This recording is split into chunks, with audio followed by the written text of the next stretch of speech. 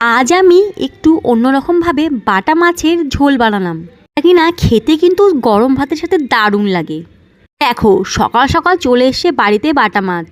আর হ্যাঁ, মাছটা কিন্তু বাজার থেকে তোমাদের দাদা ভাই বানিয়ে নিয়ে এসছে।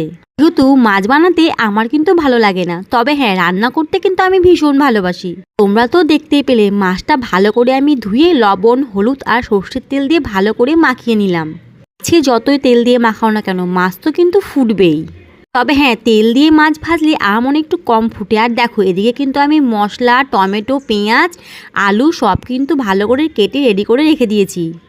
আর মাছগুলো কিন্তু আমার লাল লাল করে ভেজে কিন্তু আমি উঠিয়ে নিয়েছি। আর দেখো এখানে দিয়ে দিলাম আলু, লবণ হলুদ দিয়ে আলুটা লাল লাল করে ভেজে নেব। কথা বলতে এভাবে ঝাল ঝাল করে বাটা মাছ রান্না করলে খেতে কিন্তু দারুণ লাগে। দিয়ে দিলাম তেজপাতা আর কালো জিরে ফোড়ন, দিয়ে দিলাম পেঁয়াজ আর কাঁচা লঙ্কা, আর মশলা দিয়েছি জিরে রসুন শুকা লঙ্কা বাটা আর পেঁয়াজ বাটা। তারপরে দিয়ে দিলাম হলুদ আর লবণ। তারপরে মশলাটাকে কিন্তু খুব ভালো করে কিন্তু কষিয়ে নেব।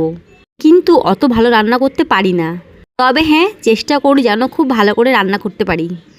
কারণ ভালো রান্না খেতে কার না ভালো লাগে বন্ধুরা বলো।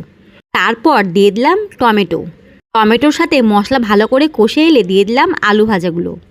টমেটো আর আলু মশলা ভালো করে আরেকবার কষিয়ে নিলাম। সব কিছু ভালো করে কষে আসলে তারপরে দেখো দিয়ে দিলাম আমি জল। ঝোলটা ফুটে আসলে দিয়ে দিলাম ভেজে রাখা মাছগুলো। তো ধনেপাতা শেষ, তো ধনেপাতা যদি থাকতো ধনেপাতা দিলে হয়তো আরও বেশি টেস্ট হতো, তাই না বন্ধুরা? আজকের রেসিপিটা কেমন লাগলো অবশ্যই বলবে।